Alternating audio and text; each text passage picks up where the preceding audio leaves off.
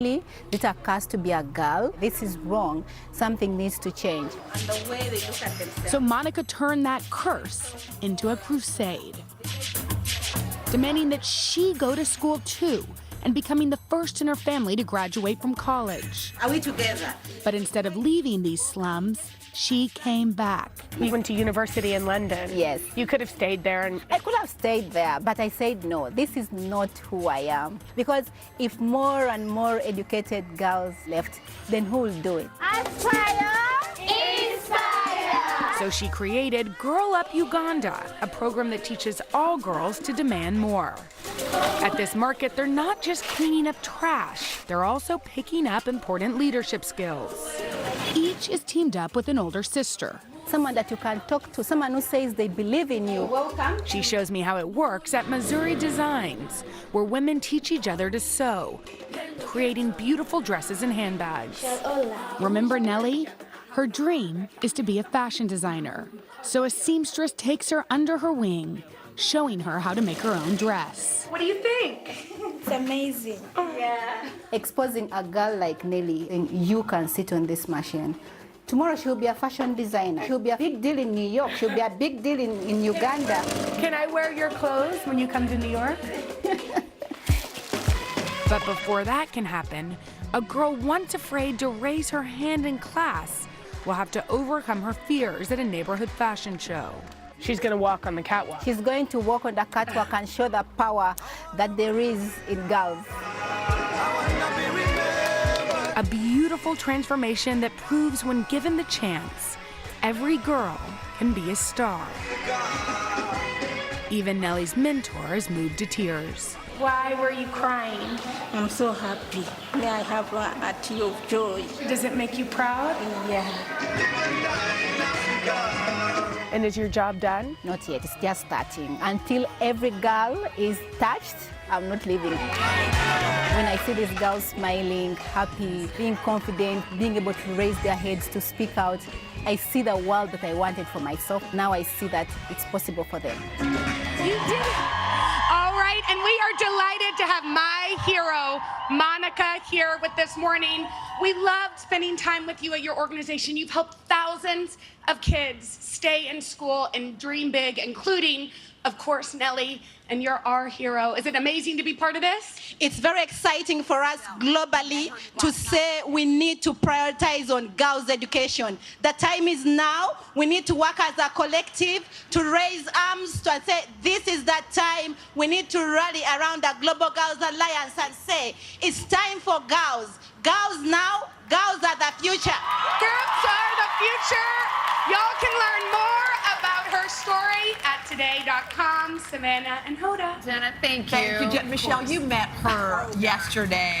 Your eyes are welling up. It's a moment. She is phenomenal, and she is one of millions. And that's what this alliance is intended to do, is to find energy and leadership like that and lift it up and support it and fund it. One of the best parts of the alliance is the fund that will allow people. We're teaming up with GoFundMe, and people right now, if you hear about these programs, you can learn about them online, but you can help support them in real time. And that's what people like Monica need. They need resources on the ground. I was so struck by Monica's voice. It's so clear and it is so loud. And I was thinking about women's voices in the time that we're in right now. In some ways, they've never been stronger or clearer. We've obviously had this Me Too movement. So much has happened in 1 year. I wonder what your thoughts are on it. Are you surprised at how much has changed? I'm surprised at how much has changed, but how much has not changed. And I think that's where the fire is coming from. Enough is enough. The world is a sadly dangerous place for women and girls, and we see that again and again. And I think young women are tired of it. They're tired of being undervalued. They're tired of being disregarded. They're tired of their voices not being invested in and heard. And it's not just around the world. That's happening right here in this country. And if we're going to change that, we have to give them the tools and the skills through education to be able to lift those voices up. There are some who believe that the Me Too movement went to a point, and some say there's a backlash that's happening, that now men are saying, well, wait a minute, what about us? Just your thoughts on that. Well, that's what happens with change. You know, the change is not a direct, smooth path. There's going to be bumps and resistance.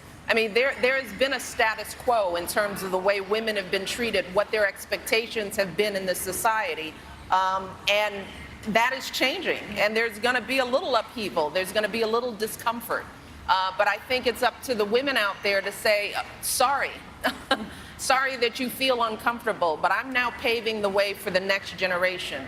And we as mothers, we have to think about the path that we want to pave for our girls. And if we don't start setting the tone now, they're going to walk into a world where they're still dealing with those issues in the workplace and at home and in schools. And I don't want that for your girls. And they're young. Your girls are likely to be the beneficiaries of this work, this voice, these opportunities. You've talked about getting out the vote. That's another of your initiatives. You were really candid recently saying, you know, it's kind of depressing out there, politics. You could have easily checked out and go lived a nice life. Why did you decide to engage? And when you say that politics is depressing right now, what do you mean by that? Well, I chose to engage because there's no choice. I talked to some of the girls yesterday about that. They asked me a question about how do you stay resilient in the face of difficulty. And the thing I wanted to remind them that I have to remind myself in times when I get down is that change is hard and it takes time. And we are planting seeds every day. And the alternative is to do nothing, to say nothing, to sit back and watch things go unchanged. But with every statement that we make, with every act, with every dollar we spend on this issue, we're moving the needle. And that's what we have to do. We have to move it slowly but surely, and I certainly am going to play my part. I made a commitment to girls around the world when I was in the White House that I would not walk away from this issue when I left. And this is my fulfillment of that promise through the Obama Foundation. Before I let you go, we only have a few seconds left. You've been asked 1 billion times, I think a few by me, would you ever run for elected office? And you always say, no way. But have you ever been asked, why not? Why not? Yes, and I've said it time and time again. You know, this is the one thing you learn. You understand, as a woman, you understand where your voice works best, where you want to operate, what space you want to be in. I have never wanted to be a politician, you know, and it's one of those things that nothing has changed in me to make me want to run for elected office. I want to serve. I want to do work. I want to be out there, but there's so many ways to make an impact. Politics is just not my thing. It's as simple as that. And that's what I want these girls. Find your passion. Don't let somebody tell you what they think you should do and who they think you should be.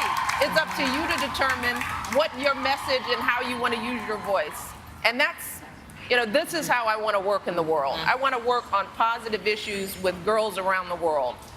It's great to have this conversation with you, Mrs. Obama. Thank you for taking We have a great concert coming up. We should also mention, if you want to find out more about the Global Girls Alliance, you can just go to today.com. All the information is there. Again, we are just getting started on the plaza. We have a lot of music coming up, but before that, we're going to go to Al with a check of the weather. That's right, we've got a couple of special guests to get to, but first let's show you what's going on as far as your weather's concerned today. Heavy rain due to Michael along the mid-Atlantic coast into the northeast later. A freeze and frost warning. Got a little shower activity here right now. Sunshine along the west coast. That's what's going on around the country. Here's what's happening in your neck of the woods.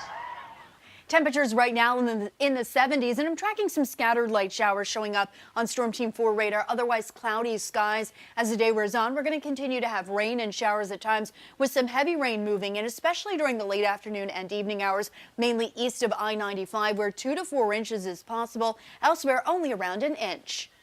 And as we look to tomorrow, we'll have breezy conditions throughout the day, temperatures falling into the 60s with plenty of sunshine. Oh, the ponchos are going on, but in the meantime, we found acclaimed actress Frida Pinto and Eli Kaya, who's traveled all the way from Tanzania to be here today.